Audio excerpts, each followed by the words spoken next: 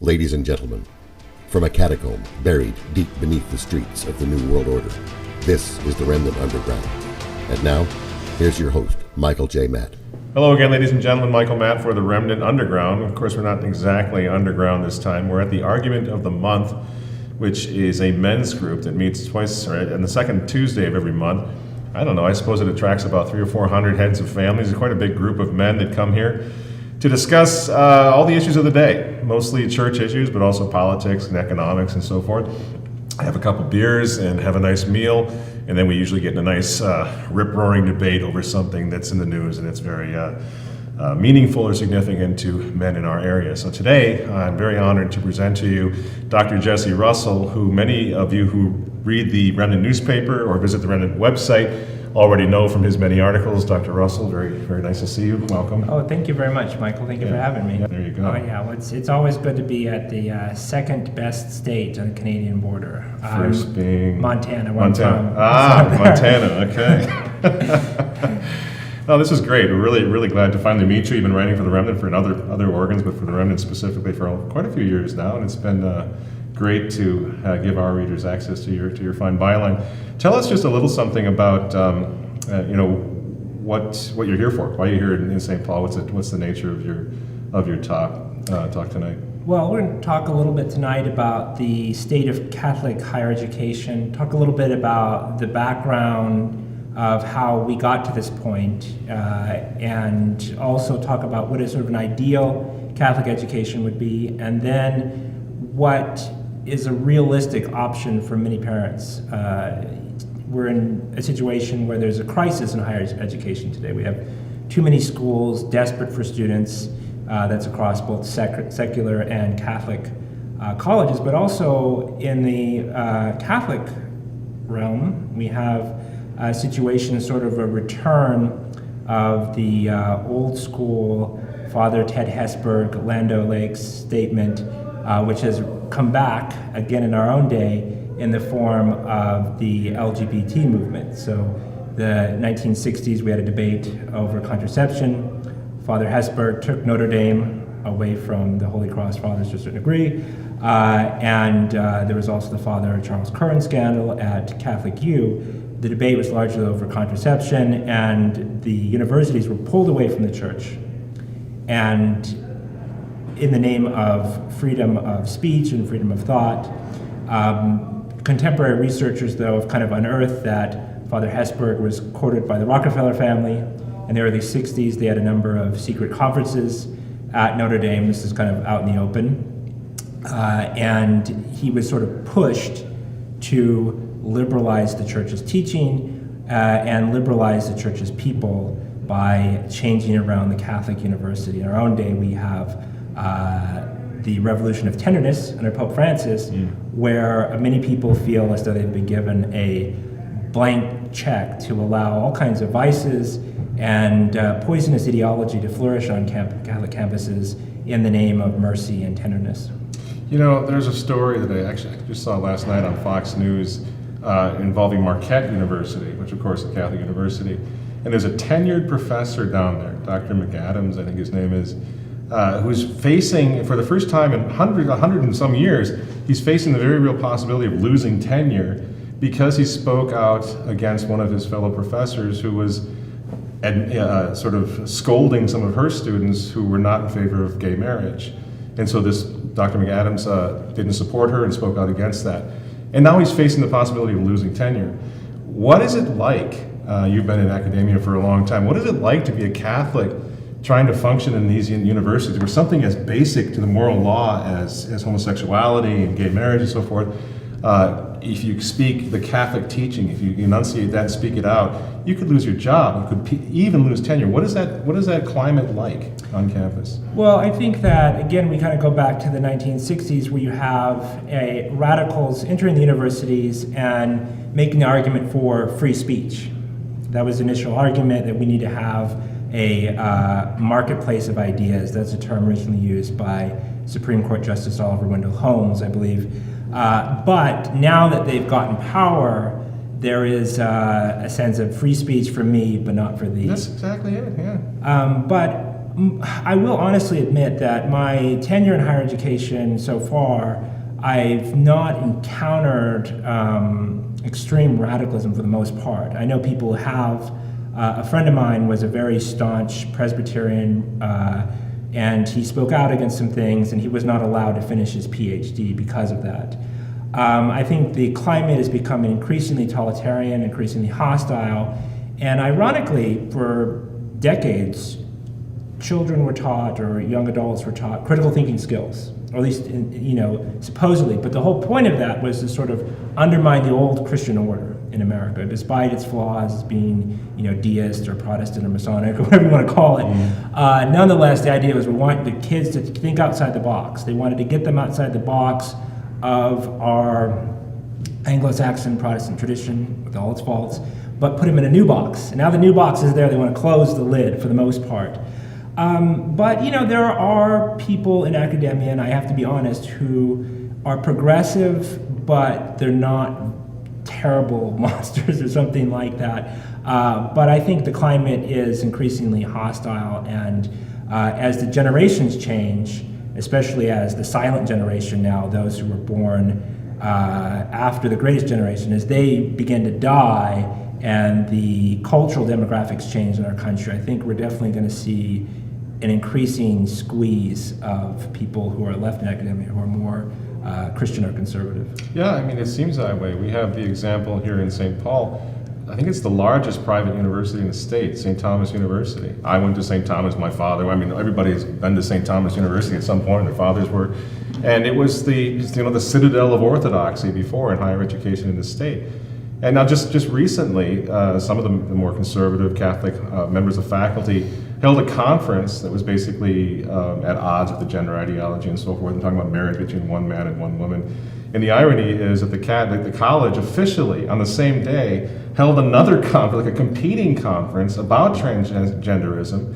And you saw this burst into the news, where the secular news people were saying, we're seeing this bizarre fight at St. Thomas University, where people at the university, Catholic university, were actually accusing these men who had set up a defense of or discussion on Catholic ideas, teaching on marriage, were accusing them of hate. It was a very intolerant response that they got from their own people at their own university, and all they were doing was reinforcing Catholic teaching. So the idea of free speech now has gone completely, it seems like it's almost worse now at Catholic universities, where they're really stifling free speech when that speech means defending the defined dogmas of the Catholic Church. What do you think? What explains that on Catholic campuses now? Well, it's kind of ironic, because initially the argument given in the 60s by people like Father Hesburgh and Father Curran was in favor of freedom of speech and in favor of like a discussion independent of the church's authority. But the irony is that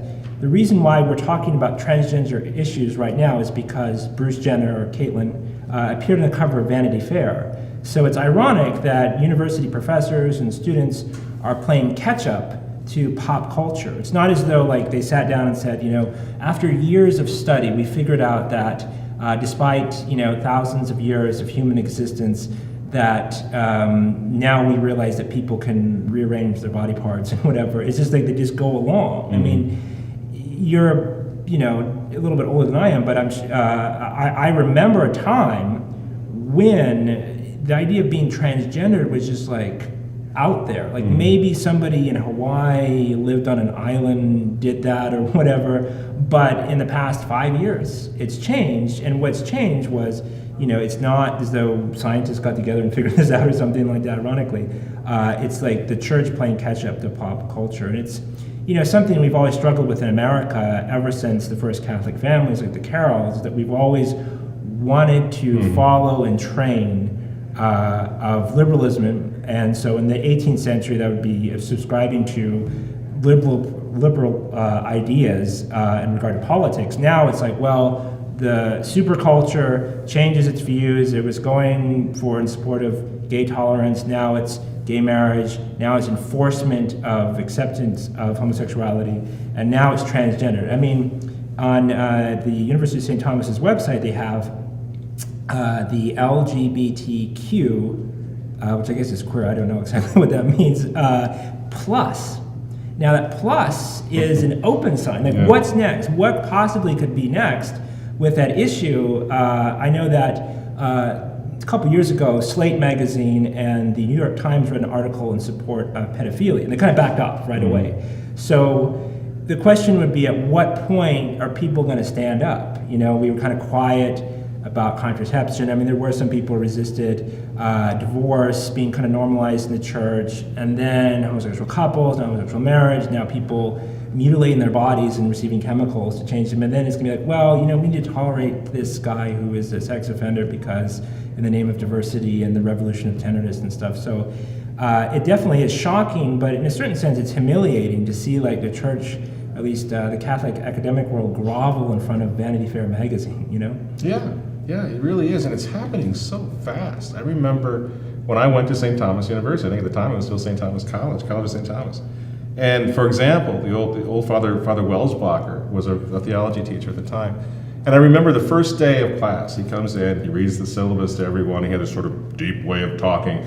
First, after he finishes reading the syllabus, the expectations, he looks at this young man in the front of the classroom and he says, just without missing a beat, finishes the syllabus, "Young man, lose the earring and get a haircut, or don't bother coming back to my class," and just moved on. And that was normal. This kid showed up the next time with no earring and a haircut. So they were able to really inflict or enforce a standard by which you would, some of it, longer hair isn't even a sin, but they still had that and they were able to do it. They had the authority to do it. Now they can't, at a Catholic university, they can't come out and say that marriage is between one man and one woman. I mean, that's I'm talking about 1985 when this happened. That's pretty quick. I mean, the church is really rapidly going in the direction of political correctness and secularism. Well, there's a term that the Chinese dictator Chairman Mao used, which is perpetual revolution.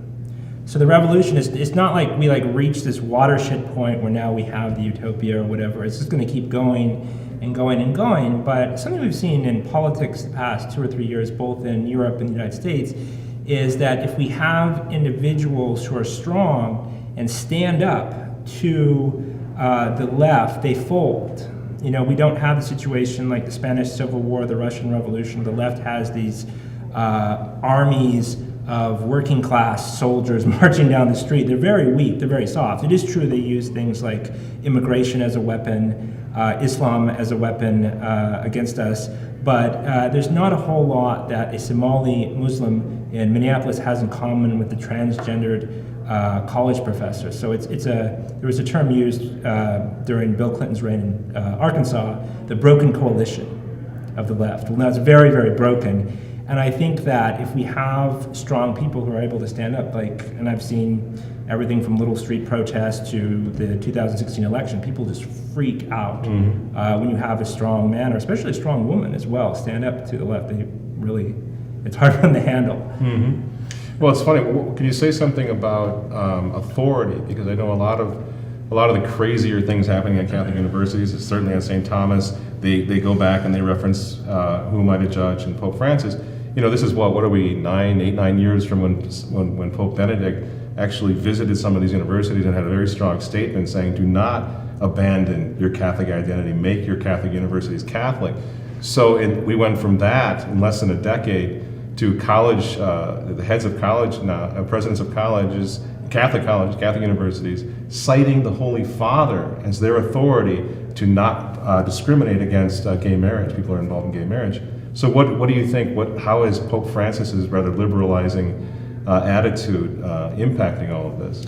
Well, I think that Pope Francis, as well as his outreach here via Father James Martin, are geniuses in advertising in a certain sense. They'll drop these lines, make these statements, and for the most part, most people are not going to go read Ex Corde Ecclesia. I think there's some problems with that document. I don't think it's perfect, but most people are not going to go and read the church's teaching on something, but they'll see that headline in the news, who am I to judge?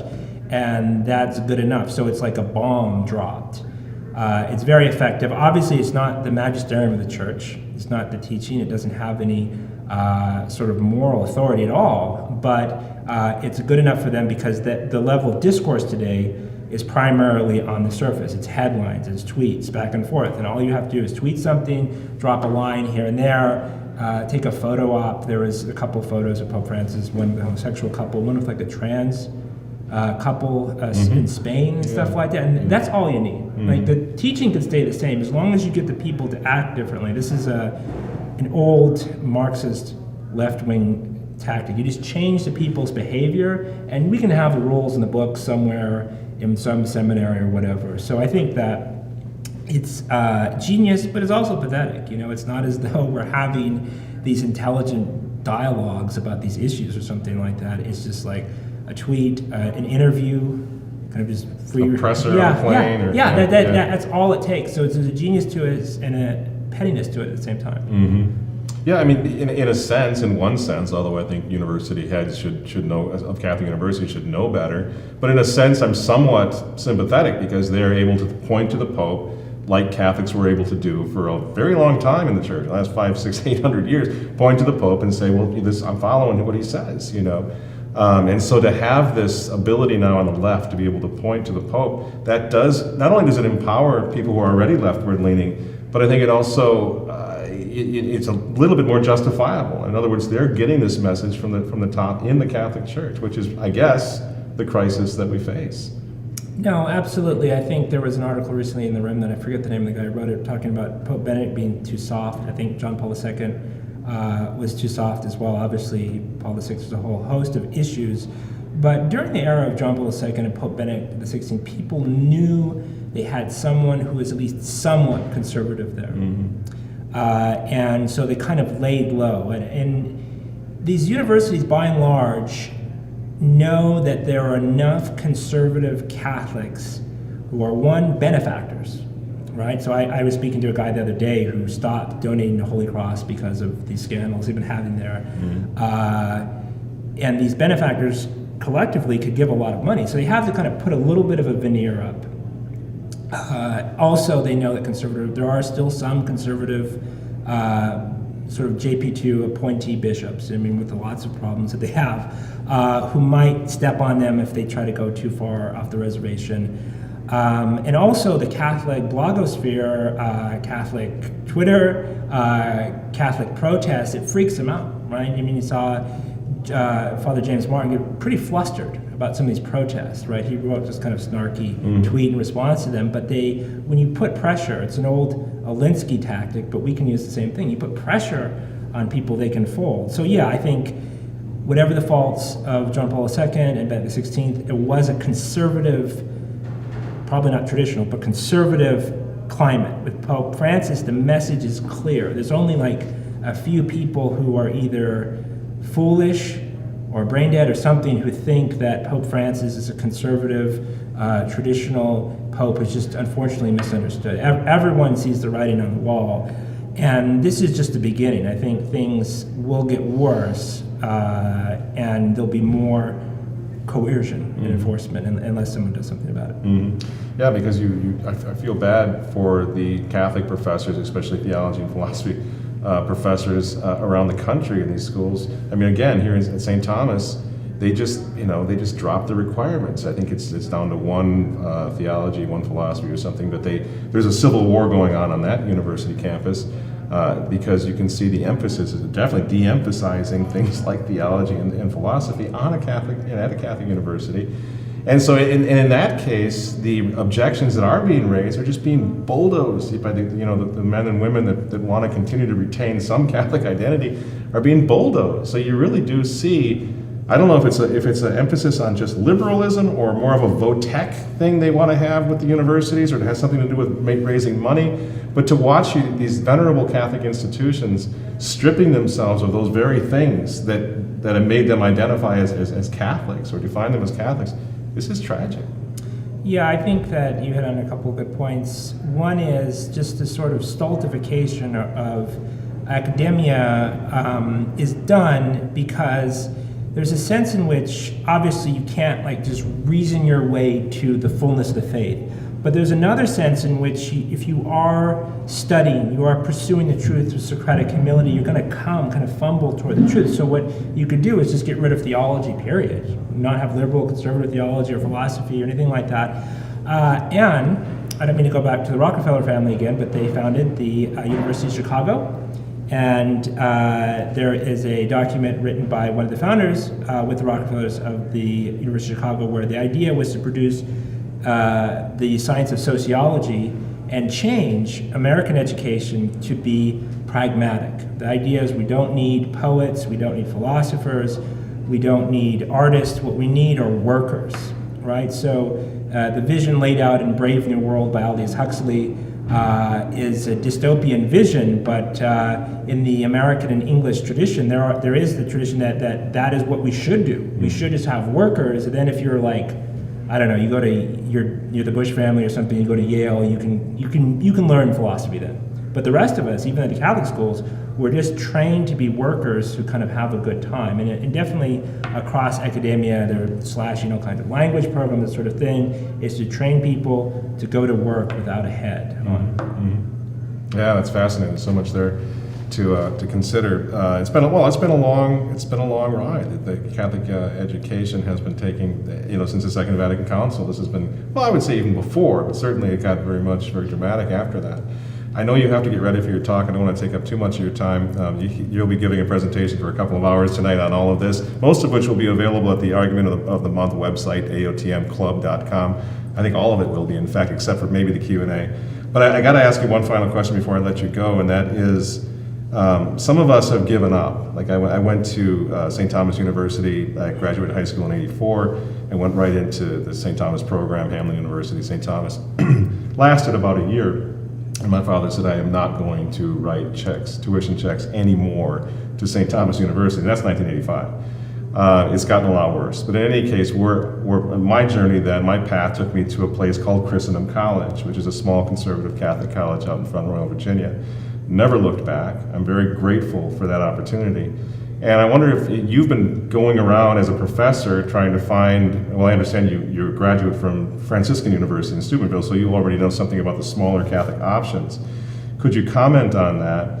And do you think we're coming to the point where these Catholic universities, the big ones, the Notre Dames, the St. Thomas University, have so forsaken their charter as Catholics that it's time not only for professors like yourself, but also for young people, students, families, to really consider investing in the smaller, quote-unquote startups. Christendom's been around for, 30, 40 years, but comparatively speaking, they're startup Catholic colleges. There are a lot of them. Wyoming Catholic, Ave Maria, Thomas Aquinas, Christendom College. These places are growing, and I just wonder, I want your opinion on that. Do you think that maybe it's time we start really looking in that direction and supporting and starting over with Catholic education by going there? Well, I think initially there is a sense in which at some of these older Catholic universities, Gonzaga, University of St. Thomas, Fordham, Notre Dame, Georgetown, that there are still professors there and some staff, and in some cases administrators who are trying to be faithful to the Church's teaching. There's also a sense in which a degree from those schools is very prestigious. At the same time, the whole point of a university experience is to form somebody. So it's going to be next to impossible to go to those schools and not be affected in some way. Even something as seemingly, well, I guess not very trivial, but as co-ed dorms. I can't even imagine what that's like to have that and to have a young, male or female who was homeschooled, and you throw them in a co-ed dorm, you throw them in a class with a professor who is very hostile to the faith. Even if that student has his or her guard up, it's going to affect her in some way, or him in some way. It's impossible. That's the whole point of college in a certain sense. I would say my experience at Franciscan University was very good. It wasn't perfect. I would say that at some of these schools, there are, people there who may not be the best representative of Catholicism in many ways. On the other hand, there are excellent things going on at some of these schools, without a doubt. And, for my own children, I would, very strongly consider sending them to Franciscan University.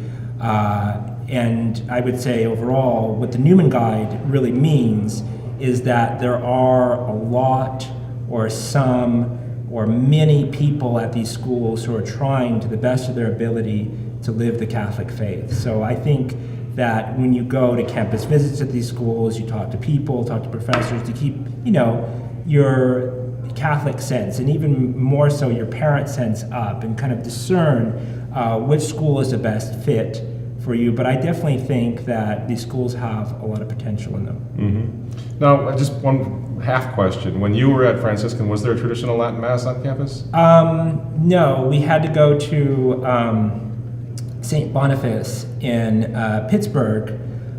There were a couple professors who were more tradition-minded. They're very excellent. To this day, they still, if they're watching, they still positively have affected me and were excellent teachers. And you could tell in class that they were more traditionally minded. Now, I know that there are, in that area there, a number of traditional masses, and there's kind of a traditional renaissance going on at Steubenville.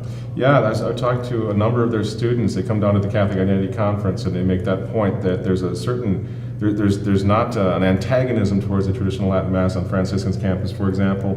The Mass is available on campus once in a while, and then it's available right down the hill. And their argument is that a lot of people are going to these colleges and they already are disposed of the traditional Latin Mass. So maybe we can hope and pray that as these colleges offer such a great alternative to the St. Thomas universities, we'll see more and more of a traditionalist, liturgical traditionalist position as well. So hope for that. Yeah, I think so. I mean, there's one thing I've learned is that the devil does not want a truly Catholic higher education. He's going to do everything he can to attack these older schools, attack the Newman Guide schools. There's no question there. But I think we do have the confidence that in the end, Our Lady's Immaculate Heart will triumph. And there are a lot of people doing a lot of good things, and in some cases, the tip of the spear is the students. Mm-hmm. That's right. Well said, and let that be the last word. Thank you so much, Right. Dr. Russell. Thank you very much, Mike. Keep that Remnant column going. People can read Dr. Russell at the remnantnewspaper.com website. And to see what happens to him tonight, there is going to be a grilling and something of a debate tonight, mostly about St. Thomas University here in St. Paul. Check out the Argument of the Month website. That is, again, AOTMclub.com, and we'll see how he fares. Thank you very much again. I'm Michael Matt for Remnant TV. We'll see you down in the underground next week. God bless.